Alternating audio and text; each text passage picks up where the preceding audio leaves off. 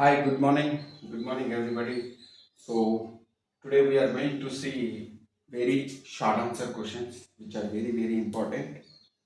So previous videos దాదాపుగా మనం 6 questions చేసాం. ఆ 6 క్వశ్చన్స్లో ఎస్ఏ క్వశ్చన్స్ కాబట్టి మీకు ఖచ్చితంగా 2 క్వశ్చన్స్ వస్తాయి. ఆ 2 క్వశ్చన్స్కి మీరు 16 మార్క్స్ గెయిన్ చేస్తున్నారు. మీకు ఇంకా ఒక 5 మార్క్స్ వస్తే 21 మార్క్స్ వచ్చేస్తాయి, పాస్ అయిపోతారు. సో ఆ 5 మార్క్స్ కొరకు మనము ఈ వెరీ షార్ట్ ఆన్సర్స్ క్వశ్చన్స్ చూద్దాం. నేను ఇంతకుముందే చెప్పినట్టు మీకు ఫస్ట్ చాప్టర్లో మనకు 5 క్వశ్చన్స్ ఉన్నాయి. ఆ 5 క్వశ్చన్స్ కనుక చదవగలిగితే ఈజీగా మనకు 2 మార్క్స్ వచ్చేస్తాయి. Those are in your pocket. So ఇక్కడ ఎలాంటి మెస్ చేయకుండా మనం ఆ 5 క్వశ్చన్స్ చాలా ఈజీ క్వశ్చన్స్ అవి చదివితే 2 మార్క్స్ వస్తాయి. ఇంకో 2 మార్క్స్ లేదా 3 మార్క్స్ మనం సెకండ్ చాప్టర్ నుంచి కవర్ చేయొచ్చు. వీలైతే నేను మరిన్ని very short answer questions explain చేయడానికి ట్రై చేస్తాను. ఓకేనా? Let us start. So first చాప్టర్లో ఫస్ట్ క్వశ్చన్ ఏంటి? What is physics? What is physics? What is physics? What is physics అనే క్వశ్చన్కి మనకు అర్థం ఏంటంటే చూడండి, మన కీవర్డ్స్ రాస్తే సరిపోతుంది. ఇది 4 లైన్లో 5 లైన్ రాయాల్సిన అవసరం లేదు. సింపుల్ ఆన్సర్ రాద్దాం. ఓకే, వాట్ ఈస్ సైన్స్ అంటే మీకు తెలిస్తే ఫిజిక్స్ ఈజీగా మనం రాయొచ్చు. సైన్స్ అంటే ఏంటిది? Systematic study of nature. Science అంటే systematic study of nature. Nature గురించి చదివేదాన్ని సైన్స్ అంటాం. అదేవిధంగా systematic study of physical world. Systematic study of physical world is called physics. అంటే ఇంకా మీరు ఇంకేం రాయాల్సిన అవసరం లేదు. ఫిజికల్ వరల్డ్ ఉండాలి, సిస్టమాటిక్ స్టడీ ఉండాలి, సరిపోతుంది. You will get 2 marks very easily. Right. Second question మనకు what is the contribution of CV Raman అనొచ్చు, లేదా what is the discovery of CV Raman? CV Raman అనే ప్రశ్న రావచ్చు. లేదా ఒకవేళ ఇలా వస్తే ఈ క్వశ్చన్లోనే ఆన్సర్ ఉంది. What is the discovery of CV రామన్లోనే క్వశ్చన్ ఉంది. క్వశ్చన్లోనే ఆన్సర్ ఉంది. ఏంటది ఆన్సర్? రామన్ ఎఫెక్ట్. ఏంటది? రామన్ ఎఫెక్ట్. అంతే. ఇది రాస్తే మీకు 2 మార్క్స్ ఇస్తారు, లేదంటే అట్లీస్ట్ 1 మార్క్ అయితే ఖచ్చితంగా వస్తుంది. ఎందుకంటే డిస్కవరీ ఆఫ్ సివి రామన్ ఏంటి? రామన్ ఎఫెక్ట్. కానీ క్వశ్చన్ని ఇలా అడిగాడు అనుకుందాం, వాట్ ఈస్ రామన్ ఎఫెక్ట్ అని అడిగాడు. What is Raman effect? అప్పుడు మనం ఇలా రాస్తే మార్క్ రాదు. 1 second.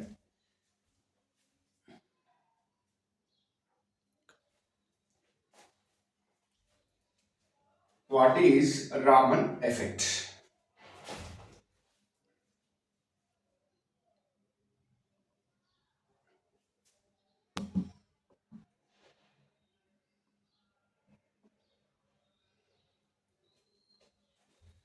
Okay, so Raman effect అంటే ఏంటి? రామన్ ఎఫెక్ట్ దేని గురించి చెప్తుంది? ఓకే, రామన్ ఎఫెక్ట్ మనకు యాక్చువల్గా స్కాటరింగ్ గురించి చెప్తుంది కదా. So scattering of particle. Scattering అంటే ఏంటి? చూడండి, లైట్ ఎప్పుడైతే మనకు అట్మాస్ఫియర్లో ఇలా ట్రావెల్ అవుతూ వస్తూ ఉంటుందో, వేవ్ ఫామ్లో వస్తుంది అనుకుంటే, వచ్చి ఈ అట్మాస్ఫియర్లో ఉన్నటువంటి మాలిక్యూల్స్ లేదా డస్ట్ పార్టికల్ పైన పడ్డప్పుడు ఏమవుతుందంటే, ఈ లైట్ ఎనర్జీ ఏదైతే ఉంటుందో అది కొంత మేరకు ఈ పార్టికల్ ఏం చేస్తుందంటే అబ్జార్బ్ చేస్తుంది, లేదా లైట్కి ఈ పార్టికల్ కొంత ఎనర్జీని కూడా ఇవ్వచ్చు. సో అలాంటి సందర్భంలో ఏమవుతుందంటే, మనకు ఈ ఎమిటింగ్ లైట్ ఏదైతే ఉంటుందో ఇది ముందు ఉన్నటువంటి ఎనర్జీ దీనికి ఉండదు. అయితే తక్కువ ఉంటుంది, లేదంటే ఎక్కువ ఉంటుంది. సో ఈ లైట్ యొక్క ఎనర్జీ హెచ్ న్యూ అనుకుంటే, ఓకే, న్యూ అనేది frequency. Wave is characterised by wave length and frequency. So ప్రతి వేవ్కి ఒక పర్టికులర్ వేవ్ లెంత్ ఉంటుంది. అయితే దీంట్లో కొంత పార్ట్ ఈ పార్టికల్ అబ్జర్వ్ చేసుకోవడం లేదా అది లైట్కి ఇవ్వడం జరుగుతుంది ఎనర్జీ. అలాంటప్పుడు ఇక్కడ వచ్చేటువంటి పార్టికల్ యొక్క ఎనర్జీ ఏమవుతుందంటే మారిపోతుంది. ఇలా అన్ని దిశల్లో లైట్ చెల్లాచెదరవుతుంది, స్కాటర్ అవుతుంది. This scattered light is not going to have same kind of energy what actually it is earlierly it has. Okay. ఎందుకు రీజన్ ఏంటి? That is the scattering concept. Okay, now this scattering happens, but Raman discovered that it generally happens in inelastic scattering. ఏంటది? Inelastic scattering లో జరుగుతుంది. So this discovery, okay, led us to identify the elements. ఇప్పుడు మన చేతికి ఎలా అయితే finger prints ఉంటాయో, మన ఫింగర్ ప్రింట్స్ ఏ ఇద్దరికి సమానంగా ఉంటాయో, అలాగే మనకు ప్రతి ఎలిమెంట్ స్పెక్ట్రమ్ని డిస్ట్రిబ్యూట్ చేస్తూ ఉంటుంది, అంటే రిలీజ్ చేస్తూ ఉంటుంది. వేవ్ని, లైట్ని ఎమిట్ చేసినప్పుడు దానికి ఉండేటువంటి స్పెక్ట్రమ్ ఏదైతే ఉంటుందో ఆ స్పెక్ట్రమ్ ఐడెంటికల్గా ఏ రెండింటికి ఉండవు, అంటే రెండింటికి యూనిక్గా ఉంటాయి. సో అలా మనం ఎలిమెంట్స్ని గుర్తుపట్టవచ్చు అన్నట్టు. సో మరి ఇది ఎప్పుడు సాధ్యమవుతుంది? పార్టికల్స్ ఎప్పుడైతే మనకు వైబ్రేషనల్ రొటేషనల్ ఎనర్జీ లెవెల్స్లో ఉంటాయో అప్పుడు. అంటే వైబ్రేషనల్ రొటేషనల్ ఎనర్జీ లెవెల్ అంటే ఏంటిది? నార్మల్గా అబ్జర్వ్డ్ టెంపరేచర్ కన్నా ఎక్కువ టెంపరేచర్ ఉన్నప్పుడు ప్రతి మాలిక్యూల్ ఏమవుతుందంటే వైబ్రేట్ అవుతుంది. కొన్ని సందర్భాల్లో ఏంటంటే రొటేషనల్ మోషన్లో ఉంటాయి, అదేవిధంగా రొటేషనల్ వైబ్రేషన్ లెవెల్లో కూడా ఉంటాయి.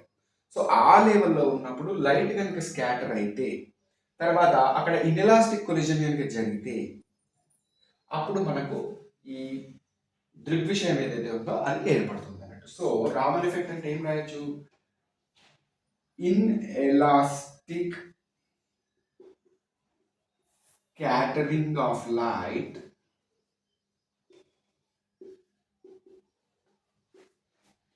when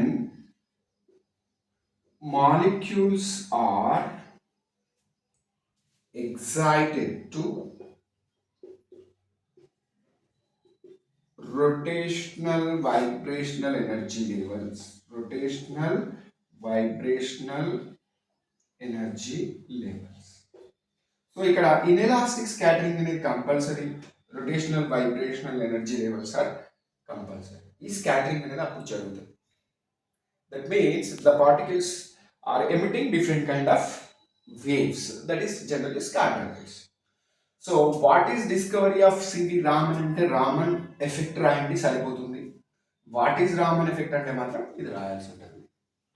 అలాగే క్వశ్చన్ నెంబర్ 3 మనకు what are the fundamental forces? What are the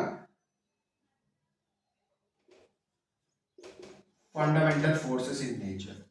Fundamental forces in nature అంటే ప్రకృతిలో సహజ సిద్ధంగా ఉన్నటువంటి ప్రాథమిక బలాలు ఏవి అని అడుగుతున్నాడు. So there are 4. Okay, so what are that? One is gravitational force, మీ అందరికీ తెలిసిందే.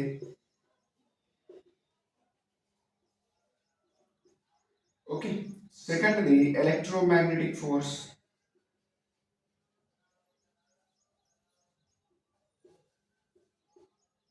Third strong nuclear force.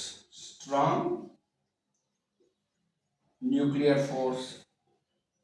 And ఫోర్త్ది వీక్ న్యూక్లియర్ ఫోర్స్. వీక్ ఇక్కడ డబ్ల్యూఏకే రాయాలి, డబ్ల్యూఈకే రాయకూడదు. Week nuclear force. సో మీరు 2 రాస్తే 1 మార్క్ వస్తుంది, 4 రాస్తే 2 మార్కులు వస్తాయి. కాబట్టి ఈ 3 ఇంపార్టెంట్ క్వశ్చన్స్ ఇవి. ఇంకో 2 ఉన్నాయి దీంట్లో, మనం అవి కూడా చూద్దాం. ఓకే, సో వీటి గురించి ఎక్స్ప్లెయిన్ చేయాలంటే చాలా టైం పడుతుంది, but we're discussing only 2 marks questions, so I'm keeping it short. Okay, so gravitational force, electromagnetic force, ఈ 2 న్యూక్లియర్కి సంబంధించినవి. ఒకటి స్ట్రాంగ్, ఒకటి weak. Right? Okay, note it down.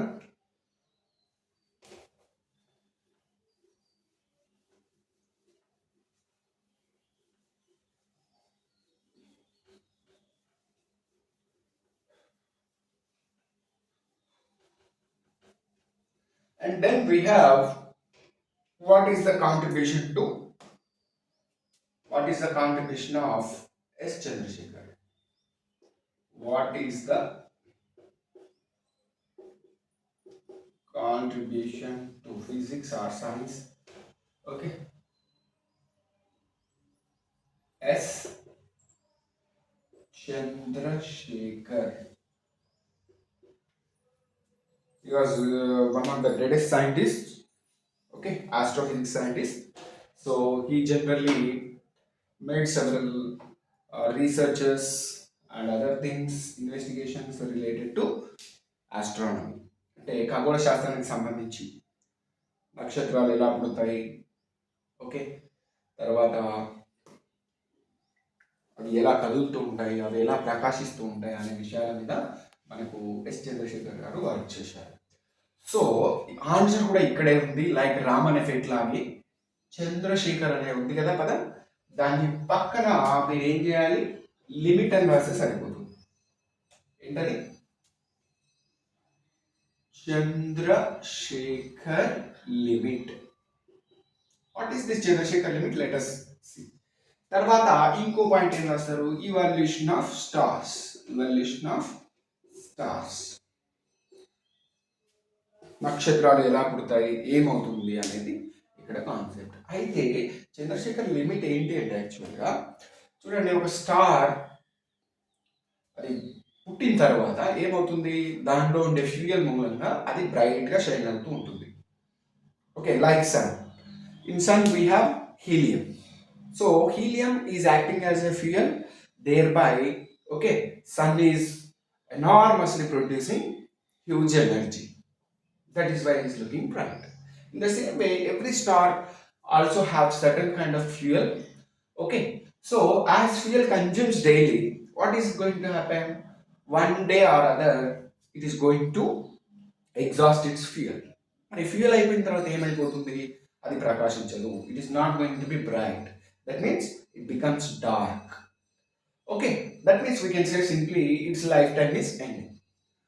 So every star has certain stages. Like us, we born as a baby, and after time, okay, our physical growth starts, right? Several stages are there. Boyhood is there, adulthood is there, and finally we become uh, the ending. That means we reach to our ending point. In the same way, star కూడా ఏమవుతుందంటే different స్టేజెస్లో ఉంటుంది. ప్రకాశం ఆగిపోయిన తర్వాత generally it becomes red gained. Okay, and after that it becomes white dwarf, and after that neutron star, and after that it becomes black hole. I think you heard about black holes. In universe we have some black holes where even light cannot escape from those black holes. That means it grabs everything. Black hole అనేటువంటిది దాని తెలుగులో కృష్ణ బిల్లం అంట. దాని వైపు వెళ్ళిన ఏ బాడీనైనా సరే అది అటే మింగేస్తుంది అని చెప్పవచ్చు. అంటే దాని నుంచి బయటకు రావడం ఎవరికి సాధ్యం కాదు. Even the speed of the light is 3 lakhs km/s, even that cannot escape from the black hole. అయితే every star cannot become a black hole based on its mass. Okay, it is going to have several stages. So what this Chandrasekhar limit is, okay, it is all about white dwarf. ఒక white dwarf అనేటువంటిది okay second stage. That means generally here it likes it shines very brightly. That is why we call it as white dwarf. So white dwarf స్టేజ్లో ఉన్నప్పుడు ఆ స్టార్కి ఉండాల్సిన mass ఎంత అంటే అది 1.4 times of mass of sun ఉండాలి. Mass of sun 1.4 times. Okay, అంటే suppose star ఒక 1 kg ఉందనుకోండి, సారీ సన్ ఒక 1 kg మాస్ ఉందనుకోండి, ఈ స్టార్కి ఎంత ఉండాలి, 1.4 kg ఉండాలి. అప్పుడు మాత్రమే అది తన వైట్ డ్వార్ఫ్ అనేటువంటి స్టేజ్ని నిలుపుకోగలుగుతుంది. That means it holds. Otherwise what happens if mass is less than 1.4, if mass is less than 1.4 of mass of sun, what happens? Because of the gravity it collapses inner side, లోపలికి అది collapse అయిపోతుంది. Collapse అవ్వడం వల్ల ఏమవుతుంది? It becomes dense and thereby okay it possibly takes next stage neutron star and then it becomes black hole. So this is the Chandrasekhar limit what we are talking about. So in order to be stable as white dwarf, the star Boston should have greater than 1.4 times of mass of sun. If it is less than that, it will be converted into neutron star or black hole. Okay, so ఇదంతా మీరు రాయాల్సిన అవసరం లేదు, but ఈ concept మీకు కొద్దిగా idea ఉంటే మనం process చేయొచ్చు. Chandrasekhar limit and evolution of stars.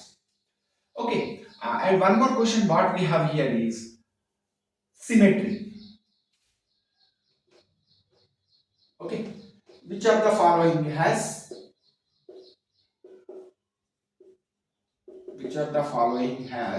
symmetry? Symmetry in the sense what? Say for example, if you are taking a ball, okay, if you flip in any side, what is going to happen? Its shape is not going to change. It is going to be identical only. But if you are taking any other shape, kind of, say for example, there is a triangular shape object is there. If you are holding like this, okay, its shape is one way. Suppose if you are holding like this, what is happening? Its shape is changing. That means not the particular particle's shape, but the position is changing, right? So this is not going to have any kind of symmetry. Symmetry means remaining same. So here the first point is acceleration due to gravity. Acceleration due to gravity, can it be a symmetrical value? No. Why? Because we know that acceleration due to gravity on Earth is 9.4 meter per second square. Right? On Earth it is 9. But on Moon it is around 3.5 meter per second square only. So it depends based on the different planets. Even on the Earth also, at North Poles and equator, the value of G is not same. It changes. So that is why G is not symmetric. Not symmetric. But what about universal gravitational law of gravitation? Take it like this. Law of gravitation. So what about law of gravitation? What we know, if there are two mass points which are separated at a distance of r, okay, then what happens? There exists a force between them. ఏవైనా రెండు ద్రవ్యరాశి కలిగినటువంటి పదార్థాలు ఎంత దూరంలో అయినా ఉండనివ్వండి, okay, ఉన్నప్పుడు ఏమవుతుంది? వాటి మధ్య ఆకర్షణ బలం అనేది ఉంటుంది. ఆ ఆకర్షణ బలం దేని మీద డిపెండ్ అయి ఉంటుంది? It is directly proportional to the product of their masses and inversely proportional to the square of the distance between them. అంటే వాటి మాసెస్ యొక్క లబ్ధానికి అనుగుణంగా ఉంటుంది. మాస్ ఎక్కువ ఉండి ప్రోడక్ట్ వాల్యూ ఎక్కువ ఉంటే ఫోర్స్ కూడా ఎక్కువ ఉంటుంది. అదే డిస్టెన్స్ కనుక చాలా దూరం ఎక్కువ ఉంది అనుకోండి, అప్పుడు ఏమవుతుంది? ఈ రెండింటి మధ్య ఫోర్స్ ఆఫ్ అట్రాక్షన్ తక్కువ ఉంటుంది. That is inverse. So F proportional to m1 m2 by r square అని రాస్తాము. ఈ ప్రపోర్షనాలిటీని తీసేసినప్పుడు సమ్ కాన్స్టెంట్ రాస్తాము, m1 m2 by r square. This constant capital G is called as universal gravitational constant. Universal gravitational constant, దీని value ఎక్కడ వెళ్ళినా సరే, ఈ ప్లానెటే కాకుండా మనం స్పేస్లో ఏ పాయింట్ నుంచి ఏ పాయింట్కి చూసినా కూడా దీని వాల్యూ సేమే ఉంటుంది. ఓకే, 6.675 × 10⁻11. కాబట్టి ఇక్కడ ఇది సిమెట్రీ కలిగి ఉంటుంది, because it's value is not changing. So law of gravitation అనొచ్చు, లేదా క్యాపిటల్ G వాల్యూ కూడా మనం చెప్పవచ్చు. So capital G value is constant, but small g value is changing. Okay, so these 5 questions, if you are able to read and if you are memorizing it, definitely you are going to get 2 marks, because from the first chapter you are definitely going to have 1 question out of these 5. Okay, so now let us see second chapter.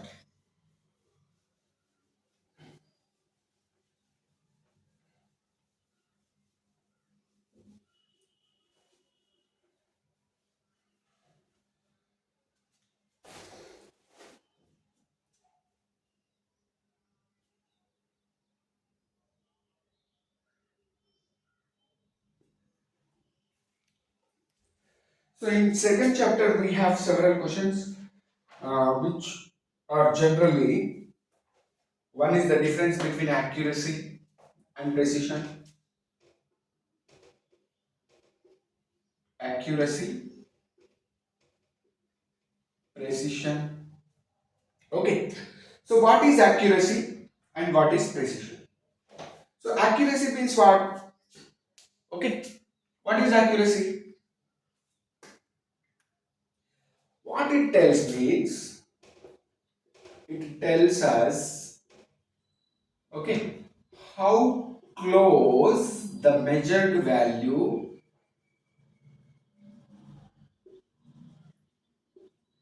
to true value. It tells us how close the measured value to true value. Okay, precision talks about with the given instrument,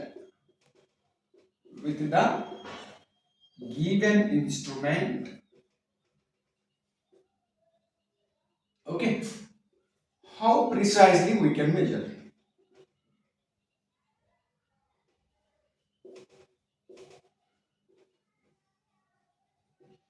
Okay, so that means, you see, every measurement has its own value, true value. Say for example, there is a certain length which is of 8 centimeters. Okay, now you are measuring with certain instrument. Okay, suppose if you measure this value as 7.9 centimeters first time, and later on you might have measured to 6 centimeters, right? Or you can take it as 8.4 centimeters, like this. Now out of these three values, which is very near to this true value, this 7.9 is very near. So we say that this is accurate value. So what we are saying, how close the measured value to true value. How close the measured value to true value. And precision is related with what? Instrument. With the given instrument, okay, how precisely you are measuring. That means, say for example, if you are having any value around 7 point, no, okay, you take it as some 6.23 centimeters, 6.23 centimeters. But see, here you have a scale where you can measure with till what? Millimeter. You can measure till millimeter. So if you are using this scale, normal scale, what will you get? You will get till this one, 6.2 centimeters. That means this scale is able to measure this much only. But instead of this, if you are using vernier scale or screw gauge, you can measure 6.23 value also. That second digit, up to the second digit value. So, precision is very much related and depends on the kind of instrument you are using. Okay, so that is why precision is related to instrument. So, it depends on errors. It depends on errors because if you are making any mistake, what happens? The value, that means you are not going to measure accurate value. It depends on least count. It depends on least count.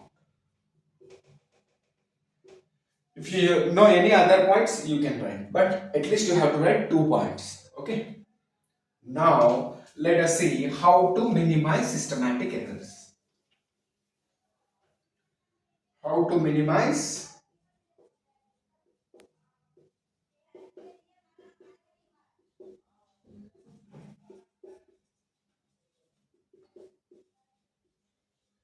systematic. This is one of the very important question. So, what is systematic error? Say, for example, you have a scale, right, with you. So, it's always starts from 0, like 1, and then 2, like it goes on. But okay, you have a scale, you used it regularly, so what happened? A part of it is now, okay, being damaged. Now you have a scale which is starting from 1 centimeter. Instead of 0, it is starting from 1 centimeter. Now you are measuring something where the value of a particular length is 5 centimeters. Now you are measuring with this. what is going to happen? How much value you are going to get? 6 centimeters. Okay. And another length of some 8 centimeters you are measuring. What is going to happen? You are going to get 9 centimeters. So, suppose if you have another measurement called some 12 centimeters, 12 centimeters, right? You are going to get 13 centimeters. So, in every case, see what is happening in first case, actually it is 5, but you are measuring 6. That means 1. Second case, you measure 9, but actually it is 8. Again 1. Here 13 centimeters, but actually it is 12 centimeters. That means every time you are getting an error of 1 centimeter. Additionally, you are measuring. Why? Because the scale is not from 0. This can be happened. Or otherwise, you don't know the value of scale. Okay, you are simply, suppose say for example, it is in feet. You don't know, okay, how many inches will become a feet. Then okay, you may be thinking that the instrument is okay, but for 10 inches, okay, 1 feet, 10 inches, you are feeling like 1 feet. Now what is happening?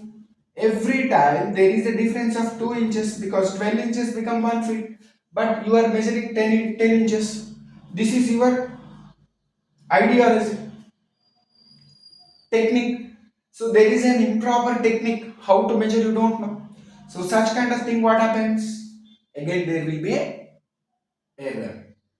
And also while measuring you are neglecting 1.1 centimeter value is there, but still you are, it is a very small amount of length, nothing will happen. Like that negligence is there, that is called bias. That is called bias. So if you remove all these things, then systematic errors can be minimized. So one is what? Use proper instrument. Proper instrument. That means there should not be any defect in the instrument. Okay. And second one is improve experimental techniques. Improve experimental techniques. And then third one is avoid. ఏంటిది ABOID, avoid అంటే వదిలేసేయడం. Avoid personal bias. Personal bias. Out of these three, if you write any of the two, you will get 2 marks. So use defect, ఇక్కడ ఇది కూడా రాయొచ్చు, use proper instrument or use defectless instrument. Defectless instrument. Defectless instrument use చేయండి, improve experimental technique, avoid personal bias. Okay, so these two are very very important questions from the second chapter, and also there are several other also there. Let us see systematic errors, and then fundamental units and fundamental derived units. There are 4 questions I am trying to explain from second chapter. Let us see. Okay, fundamental units and derived units. This is also one of the very very important question. Fundamental units and derived units. See, if you know concepts, we can write easily. So, generally, to whom we have units? Physical quantities. But physical quantities are 2 types, you know. Physical quantities, 2 types. One is fundamental, and another one is derived. Fundamental means what? Which are not derived from any other. Like say for example, fundamental units example ఏంటి? Length, mass, time, electric current, okay, and then luminous intensity, and amount of substance,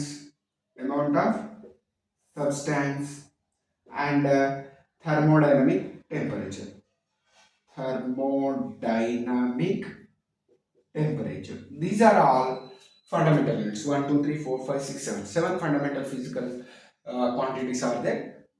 So apart from this, there are another two. Those are generally solid angle, angle related, but that is not required. So these are fundamental.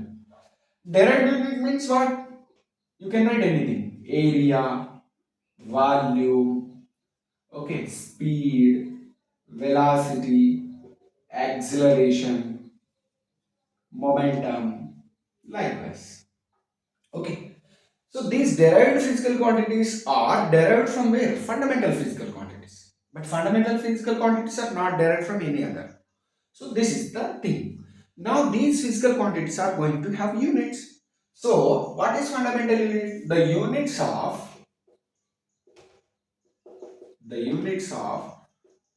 fundamental physical quantities are called fundamental units. Fundamental units. అలాగే ఇటు పక్క కూడా ఏం రాస్తారు? The units of, ఇక్కడ fundamental బదులు ఏమొస్తుంది? Derived physical quantities. Derived physical quantities are called derived units. ఒక్క పదం చేంజ్ చేస్తే సరిపోతుంది. ఎగ్జాంపుల్ ఏం రాస్తారు ఇక్కడ? డైరెక్ట్గా వీటి ఎగ్జాంపుల్స్ రండి. లెంగ్త్కి ఏముంది మనకు? మీటర్. మాస్కి ఏముంది? కేజీ. టైంకి ఏముంది? సెకండ్. ఎలక్ట్రిక్ కరెంట్కి ఏముంది? యాంపియర్. ల్యూమినస్ ఇంటెన్సిటీ ఏముంది? క్యాండెలా.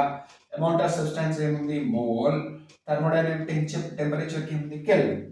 సో ఎగ్జాంపుల్స్ రాసేసేయండి. Metre, kilogram, second, ampere, candela, mole, kelvin are examples for fundamental units. వీటికి ఏముంటుంది? డెరైవ్డ్ ఫిజికల్ క్వాంటిటీస్కి చూడండి. డెరైవ్డ్ ఫిజికల్ క్వాంటిటీస్కి ఏముంటాయి చూడండి. మీకు తెలుసు ఏరియాకి లెంగ్త్ ఇంటూ బ్రెడ్త్, కాబట్టి ఏమవుతుంది? Metre into metre, metre square. Volume metre cube. Speed ఉంది, డిస్టెన్స్ బై టైం అంటే ఏంది? Metre per second. వెలాసిటీ కూడా అదే, మీటర్ పర్ సెకండ్. యాక్సిలరేషన్కి metre per second square. Momentum M V, K G metre per second. ఇలా examples రాసుకుంటే సరిపోతుంది. Okay, so this is what fundamental units and derived units. ఇక దీంట్లో మనకు ఇంకొక ఇంపార్టెంట్ క్వశ్చన్ ఏంటంటే A M U. Okay, define A M U in S I units అని అడుగుతాడు. అంటే ఆటమిక్ మాస్ యూనిట్ అంటే ఎంత? ఆటమిక్ మాస్ యూనిట్ ఆ యూనిఫైడ్ మాస్ అని కూడా అనొచ్చు మనము. So 1 atomic mass unit. Actually, 1/12th part of carbon mass is called as atomic mass unit. So here, okay, unified mass ki manaki em question emundi? 1U అని తీసుకోండి. 1U is equals to 1.602 into 10 to the power of minus 27 kg. Okay, 1.602 లేదంటే దీన్ని 67 చేయండి. 1.67. So 1.67 into 10 to the power of minus 27 kg. ఇక్కడ మీరు compulsory గుర్తుపెట్టుకోవాల్సింది ఏంటంటే ఇలా రాస్తారు కొందరు 1.6 into 10 to the power of 27 ఇంతే రాసి వదిలేస్తారు. ఇది తప్పు. ఎందుకు? ఇక్కడ మైనస్ ఉండాలి, తర్వాత యూనిట్స్ కంపల్సరీ ఉండాలి. ఇలా రాసినా కూడా తప్పే. 1.6 10 to the power of 7 అని వదిలేస్తే ఇక్కడ ఏం రాయాలా? కంపల్సరీ యూనిట్స్ రాయాల్సి ఉంటుంది. So 1 atomic mass unit is equals to 1.67 into 10 to the power of minus 27 kg గా ఉంటుంది. So these are 4 to 5 important questions I am expecting from these only. So ఇవి మీరు చదువుకోండి, సరిపోతుంది. మనకు 20 మార్క్స్ కవర్ అయిపోయినాయి. ఇక ఇంకా కొన్ని ఇంపార్టెంట్ క్వశ్చన్స్ ఉన్నాయి, అవి ఏంటో చూద్దాం. ఓకే, మనకు ఇది లాస్ట్ చాప్టర్ ఉంది కదా, K T kinetic theory of gases. దాంట్లో వచ్చి కొన్ని క్వశ్చన్స్ వస్తూ ఉంటాయి. ఒకటి ఏంటంటే when does real gas behaves like ideal gas. Ideal గ్యాస్గా ఎప్పుడు బిహేవ్ చేస్తుంది ఒక రియల్ గ్యాస్. సో ఇక్కడ మీరు గుర్తుంచుకోవాల్సింది ఏంటి అంటే గ్యాస్ రెండు అంశాల మీద ఆధారపడి ఉంటుంది. ఒకటి ప్రెషర్, ఇంకోటి టెంపరేచర్. ఓకే, ప్రెషర్లో చేంజెస్ వచ్చినా టెంపరేచర్లో చేంజెస్ వచ్చినా గ్యాస్ యొక్క బిహేవియర్ మారిపోతుంది. So real gas behaves like ideal gas when, answer ఏంటి, వెన్ హై టెంపరేచర్ అండ్ లో ప్రెషర్ సిచ్యువేషన్. ఏముండాలి, మీరు ఒక్కటి గుర్తుపెట్టుకోండి, సింపుల్గా హెచ్టి గుర్తుపెట్టుకోండి. హెచ్టి ఒకటే గుర్తుపెట్టుకోండి, ఆటోమేటిక్గా లో ప్రెషర్ మీకు గుర్తుండిపోతుంది. సో హై ప్రెషర్ ఉండాలి, హై టెంపరేచర్ ఉండాలి, లో ప్రెషర్ ఉండాలి. అలాంటి సిచ్యువేషన్స్లో ఏమవుతుందంటే real gas can behave like ideal gas. అయితే ఇక్కడ మీకు చిన్న ఆఫ్ ద రికార్డ్ ట్రిక్ చెప్తున్నా, గుర్తుపెట్టుకోండి.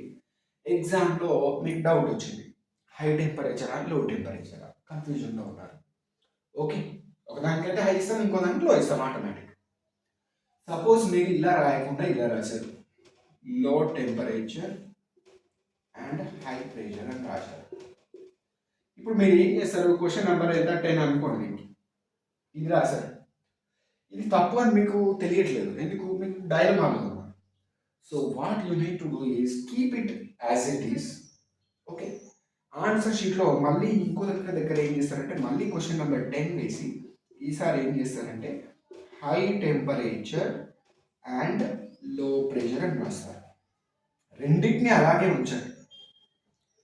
ఎగ్జామ్ పేపర్ వాల్యుయేషన్ చేసేటప్పుడు ఇది చూసి ఏం చేశాడు, క్రాస్ పెట్టేస్తాడు, ఇది చూసి రైట్ కొట్టి 2 మార్కులు ఇస్తాడు. సో ఎస్ఆర్ నో క్వశ్చన్స్, ఇలా 2 ఆప్షన్స్ ఉన్న క్వశ్చన్స్కి మీరు ఏం చేయాలంటే ఆన్సర్స్ మల్టిపుల్ టైమ్స్ రాయాలి. ఒకసారి అలా రాయండి, ఒకసారి ఇలా రాయండి. అంటే నేను 100%గా ఇస్తారు అని చెప్పట్లేదు, 99.9% ఇస్తారు. Okay, so this is the best way to tackle these kind of problems. ఇలాగే ఇంకోటి కూడా ఉంటుంది మనకు, ఏది, ఫ్రిక్షన్ చాప్టర్లో, whether friction depends on mass. అంటే ఏమవుతుందంటే ఒక ఆబ్జెక్ట్ మాస్ డబుల్ చేశారు, అంటే సపోజ్ 2 kg ఉంది, దాన్ని 4 kg చేశారు. అయితే అప్పుడు కోఎఫిషియంట్ ఆఫ్ ఫ్రిక్షన్ ఏమవుతుంది, కోఎఫిషియంట్ ఆఫ్ ఫ్రిక్షన్ ఏమవుతుంది అంటారు. If the mass of the object is doubled, what happens to the coefficient of friction, అంటే ఏమవుతుంది అంటే whether it increases or decreases అని అడుగుతున్నాడు. సో మీరు ఇప్పుడు డైలమాలో ఉంటాం, పెరుగుతుందని రాయాలా, తగ్గుతుందని రాయాలా, లేక ఇంకో ఆప్షన్ ఏముంటుంది, దానికి మారదు అనేది కూడా ఉంటుంది. మారుతుందా, పెరుగుతుందా, తగ్గుతుందా, మారుతుందా, 3 టైమ్స్. ఒకసారి ఇంక్రీజ్ అవుతుంది అండ్ ఒకసారి డిక్రీజ్ అవుతుంది అండ్ ఇంకోసారి నో చేంజ్ అని రాయండి. జనరల్గా friction does not depend on mass of the body. Coefficient of friction does not depend on mass of the body. కాబట్టి ఆబ్వియస్గా ఏంటి ఆన్సర్ ఏంటి, it remains same, it remains same, no changing coefficient of friction. అది రాయాలి మనం. కానీ రాయలేని situation ఉంది, ఎన్ని ఆప్షన్స్ ఉన్నాయో చూసుకొని అన్నిసార్లు రాయండి, పోయిందేముంది, ఒక్కొక్క లైనే కదా. So this is how we need to do these problems, right. And second question దీంట్లో ఇంకోటి ఇంపార్టెంట్ ఏంటంటే మనకు మీన్ ఫ్రీ పాత్ అని అడుగుతూ ఉంటారు. What is mean free path? చూడండి, గ్యాస్ మాలిక్యూల్స్ ఏమవుతాయంటే స్టేబుల్గా ఉండవు, ఒక ప్లేస్ నుంచి ఇంకో ప్లేస్కి అలా కదులుతూ కదులుతూ ముందుకు వెళ్తూ ఉంటాయి. ఈ వెళ్ళే క్రమంలో ఏమవుతుందంటే ఇది ఇది ఇక్కడ ఒక పార్టికల్ తో ఢీ కొట్టింది అనుకుందాం, that means it is participated in elastic collision. అప్పుడు ఏమవుతుంది, ఇది ఇటు కదులుతూ ఉంటుంది. ఇది కూడా ఇక్కడెక్కడో ఇంకో పార్టికల్ తో ఢీ కొట్టింది అనుకోండి, ఇది కూడా ఏమవుతుంది, ఇటు కదులుతూ ఉంటుంది. ఈ రెండు వచ్చి ఇక్కడ ఢీ కొనబడదు, మళ్ళీ ఏమవుతుంది, ఇది సపరేట్ అయ్యి మళ్ళీ ముందుకు పోతే ఇంకెక్కడో కదులుతుంది. అంటే there is always a collision between the 2 gas molecules. అయితే ఈ 2 కొలిజన్స్ కి మధ్యలో ఎంత దూరం అయితే ట్రావెల్ చేస్తుందో, ఏ 2 కొలిజన్స్ మధ్యలో అయినా సరే మినిమం డిస్టెన్స్ ఏదైతే మెజర్ అంటే కదులుతుందో దాన్నే మనం ఏమంటామంటే మీన్ ఫ్రీ పాత్ అంటాం. సో ఆన్సర్ ఏంటి, the average distance travelled by gas molecules between, ఇది very important, between 2 successive, very important, 2 successive collisions. రెండు పక్క పక్కనే వెంట వెంటనే జరిగే కొలిజన్స్ మధ్యలో ఎంత దూరం అయితే ట్రావెల్ చేస్తాయో దాన్నే మనము ఏమంటాం, మీన్ ఫ్రీ పాత్ అంటాం. Mean free path. Okay, so this is also one of the very important question. తర్వాత దీంట్లో ఇంకా మనం చూస్తే Dalton's partial principle pressure. Okay, Dalton's law of partial pressure ఏంటి మరి? ఇప్పుడు ఒక ఐడియల్ గ్యాస్ తీసుకున్నారు, ఐడియల్ గ్యాస్లో మిక్స్చర్ తీసుకున్నారు. ఓకే, సో ఈ ఐడియల్ గ్యాస్ యొక్క మిక్స్చర్ ఏదైతే ఉందో, ఇండివిజువల్ గ్యాసెస్ ఒక రెండు తీసుకున్నారు అనుకోండి, ఏమైనా సరే మిక్స్ చేస్తున్నాం, వాటికి ఇండివిజువల్ ప్రెజర్స్ ఉంటాయి. బట్ ఎప్పుడైతే మిక్స్ చేశారో ఆ మిక్స్చర్ యొక్క ప్రెజర్ ఏమవుతుంది అని అడుగుతున్నాడు. ఏం లేదు, సింపుల్గా ఊహించండి, ఒక బ్యాగ్ ఉంది, బ్యాగ్లో 2 యాపిల్స్ ఉన్నాయి, ఒక్కొక్కటి 500 grams వెయిట్ చేస్తాయి అనుకున్నాం, 500 లేదా 200 grams వెయిట్ చేస్తాయి అనుకున్నాం, 200 grams ఒకటి. ఓకే, ఇండివిజువల్గా ఒక యాపిల్ యొక్క వెయిట్ ఎంత? 200 grams. ఇంకో ఇండివిజువల్ యాపిల్ యొక్క వెయిట్ ఎంత? 200 grams. బట్ ఈ రెండింటిని కలిపి మనం ఒక బ్యాగ్లో వేసి వెయిట్ చేస్తే ఏమవుతుంది? అల్టిమేట్గా 400 grams ఉంటుంది. అంటే the total bags weight is nothing but the weight of individual apple. In the same way ఇక్కడ కూడా ఏంటంటే పార్షియల్ ప్రెషర్ లా ఏం చెప్తుందంటే, the pressure of mixture is generally, if you consider P, it is sum of the partial pressure of individual gases.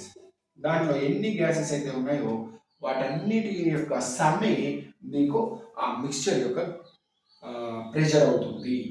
Okay, so this is Dalton's principle. ఇది కూడా one of the very very important question. ఇక దీంట్లో ఒక problem అడుగుతూ ఉన్నాడు, ఏంటది? If the temperature of the gas molecule, okay, increases 3 times. నార్మల్గా దాని టెంపరేచర్ T1 ఉంది అనుకుందాం, దీని టెంపరేచర్ని మనం 3 times పెంచాం, 3T1 చేసాం, T2 ఎంత అయింది? 3T1. అయితే దాని ఆర్ఎంఎస్ స్పీడ్లో ఎలాంటి మార్పులు వస్తాయి అని అడుగుతున్నాడు. ఆర్ఎంఎస్ స్పీడ్ అంటే ఏంటంటే మనం యావరేజ్ స్పీడ్లను కొలుస్తూ ఉంటాం కదా, అయితే వీటిని గ్యాస్ మాలిక్యూల్ ఇక్కడ అన్ని డైరెక్షన్స్లో మూవ్ అవుతూ ఉంటుంది. సో నార్మల్ స్పీడ్స్ మనం మెజర్ చేయడానికి రాదు, యావరేజ్ స్పీడ్ మెజర్ చేస్తాం, దాన్ని మనం విఆర్ఎంఎస్ అని అంటాం. సో విఆర్ఎంఎస్ స్పీడ్ని సితో చూపిస్తాం. దేంతో చూపిస్తాం? ఆర్ఎంఎస్ స్పీడ్ సితో చూపిస్తాం. ఇది ఎలా మారుతుంది? ఇప్పుడు ఇనిషియల్ ఇది C1 అనుకుంటే ఇది C2 ఎంత అవుతుంది అని అడుగుతున్నాడు. ఎంత చేంజ్ వస్తుంది అని కూడా అడుగుతున్నాడు. చేంజ్ అంటే మనం ఏం చేయాలి? C2 మైనస్ C1 చేయాలి. సో గుర్తుపెట్టుకోండి, RMS speed depends on temperature as well. Formula ఏంటంటే 3RT/m. ఇక్కడ R కాన్స్టెంట్, మోల్, M అంటే సో 3 ఈ కాన్స్టెంట్. వీటిని తీసేస్తే C is directly proportional to what? √T. అంటే టెంపరేచర్ పెరిగితే ఆర్ఎంఎస్ స్పీడ్ కూడా పెరుగుతుంది. సో ఇక్కడ రెండు కావాలి కాబట్టి C1/C2 ఈజ్ ఈక్వల్స్ టు ఏమవుతుంది మీకు? √T1/T2 అవుతుంది. రైట్, √T1/T2 అవుతుంది. So C1/C2 is equals to T1 అంటే మనకు తెలుసు ఆల్రెడీ, T1 అనుకున్నాం, T2 ఎంత అనుకున్నాం? 3T1 అనుకున్నాం. సో C1/C2 ఏమవుతుంది? T1 క్యాన్సిల్ అయితే 1/3 అండర్ రూట్ అవుతుంది. సో దీన్ని సపరేట్ చేస్తే C1/C2 ఈజ్ ఈక్వల్స్ టు 1/√3 అవుతుంది. అంటే C2 ఏమవుతుంది చెప్పండి? √3C1 అవుతుంది.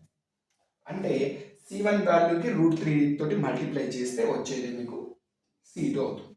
సో చేంజ్ అడిగాడు కాబట్టి జనరల్గా C2 is equals to √3 value ఎంత అంటే 1.732. ఎంత? 1.732. సో 1.732 ఇంటూ C1, ఇది మనకు C2 వాల్యూ. చేంజ్ అడిగాడు కాబట్టి C2 మైనస్ C1 అంటే ఏమవుతుంది? 1.732 C1 మైనస్ C1. C1ని కామన్ తీయండి. ఓకే, అప్పుడు ఏమవుతుంది? 1.732 మైనస్ 1 ఇంటూ C1 అంటే ఎంత? 0.732 C1 అవుతుంది. ఇది మనకు చేంజ్. పర్సంటేజ్లో చెప్తే ఎంత? ఇంటూ 100 చేయండి. ఓకే, 73.2% అవుతుంది. So this is what your answer. Formula రాసినందుకు 1 మార్క్, ఫైనల్ ఆన్సర్ రాసినందుకు 1 mark. Okay, so these are some of the important questions. ఇవే కాకుండా ఇంకా మనకి చాలా ఉన్నాయి ప్రతి చాప్టర్లో కూడా, అవి మీరు చదవండి, వెరీ వెరీ ఇంపార్టెంట్ క్వశ్చన్స్. సరిపోతుంది. So I hope this is more than enough. ఇది నా చిన్న ప్రయత్నం మాత్రమే మిమ్మల్ని పాస్ చేయడానికి. ఆ, రకరకాల ఆప్షన్స్ ఉన్నాయి. కావాలంటే మీరు అన్ని వెరీ షార్ట్ ఆన్సర్స్ క్వశ్చన్స్ చదవచ్చు. ప్రతి చాప్టర్లో 10-15 ఉంటాయి. అలా పోతే మనకి దాదాపు 100-150 100 నుంచి 140 వరకు అవుతాయి. But that is very very tedious కదా. అంత అన్ని క్వశ్చన్స్ మనకి చదవలేదు. అలాగే 4 మార్క్స్ క్వశ్చన్స్ కూడా ఉంటాయి. 4 మార్క్స్ క్వశ్చన్స్ మాత్రమే చదువుకొని పోయినా పాస్ అవ్వచ్చు. బట్ మనకు వెరీ ఇంపార్టెంట్ తీసుకున్నా కూడా ఒక 20 వరకు అయితే ఈజీగా ఉంటాయి, 20-25. అది ఎస్ఏ క్వశ్చన్స్ అనుకోండి, కేవలం 6 లేదా 7 ఉన్నాయి. ఈ 6 చదివితే పక్కాగా చదివితే మనం 16 మార్క్స్ ఈజీగా స్కోర్ చేయొచ్చు. అలాగే కంపల్సరీగా ఫస్ట్ చాప్టర్ నుంచి క్వశ్చన్ ఉంటుంది, అక్కడ ఒక 2 మార్క్స్ వస్తాయి. సెకండ్ చాప్టర్ నుంచి వస్తాయి, ఈ లాస్ట్ చాప్టర్ నుంచి కూడా వస్తుంది. సో ఇక్కడ ఒక 2 మార్క్స్ వచ్చేస్తాయి. ఈ ఇంపార్టెంట్ క్వశ్చన్స్ చదువుకుంటే మీరు ఈజీగా పాస్ అవ్వచ్చు. So I hope it will be useful to you. నా తరపున ఏమైనా మిస్టేక్స్ జరిగి ఉంటే I'm sorry, but I hope నేనేం చేయలేదు అనుకుంటున్నాను. స్టిల్ చెప్పేటప్పుడు ఒక్కొక్కసారి మనం మిస్ అవుతూ ఉంటాం. అలాంటిది ఏదైనా జరిగి ఉంటే kindly leave it. Okay, but all the very best to you. ఎందుకంటే మీరు కష్టపడుతున్నారు. మీరు పడుతున్న కష్టానికి మేము కాస్త హెల్ప్ చేసే ప్రయత్నం మాత్రమే చేస్తున్నాం. బికాస్ ఎవరైనా సరే ఫస్ట్ ఇయర్లో ఫెయిల్ అయ్యి మళ్ళీ ఇప్పుడు సప్లిమెంటరీలో ఫెయిల్ అయితే సెకండ్ ఇయర్లో అడిషనల్ పేపర్స్ రాయాల్సి ఉంటుంది. అక్కడ కూడా ఇబ్బంది అయితే మీరు ఇంటర్మీడియట్ దగ్గరే ఎడ్యుకేషన్ ఆపాల్సిన సిచ్యువేషన్ ఉంటుంది. సో అలా కాకుండా మీరు ఇప్పుడే ఇది క్లియర్ చేసుకోగలిగితే ఇక్కడ నుంచి కూడా టైం ఉంది. ఓకే, ఈ మిగిలినటువంటి రోజుల్లో కూడా ఈ 6 క్వశ్చన్స్, ఇవి ఒక 10 క్వశ్చన్స్ అటు ఇటుగా ఇది పక్కాగా చదవండి, ప్రాక్టీస్ చేయండి. వీడియో ఆపి 1-2 సార్లు చదవండి. వాయిస్ వినబడతలేదు అంటే కాస్త హెడ్ ఫోన్స్ పెట్టుకోండి. అలాగే ఎక్కడైనా మన క్లారిటీ లేదంటే జూమ్ చేయండి. ఓకే, ఎందుకంటే నా దగ్గర కూడా ఎలాంటి ఇన్స్ట్రుమెంట్స్ కానీ లేకపోతే ఎన్హాన్సింగ్ డివైసెస్ కానీ లేవు. ఇది నా ఫస్ట్ ప్రయత్నం మాత్రమే. సో టైం లేదు కాబట్టి నేను సాధ్యమైనంత ఉన్న ఫెసిలిటీస్లో, రీసోర్సెస్లోనే నేను మ్యాక్సిమం బెస్ట్ ఇవ్వడానికి ట్రై చేశాను. Okay, so all the very best once again. మీరు మీకు సంబంధించి ఏమన్నా అనిపిస్తే కామెంట్స్లో మెన్షన్ చేయండి. I will check it and I will try to improve further. Okay, thank you very much.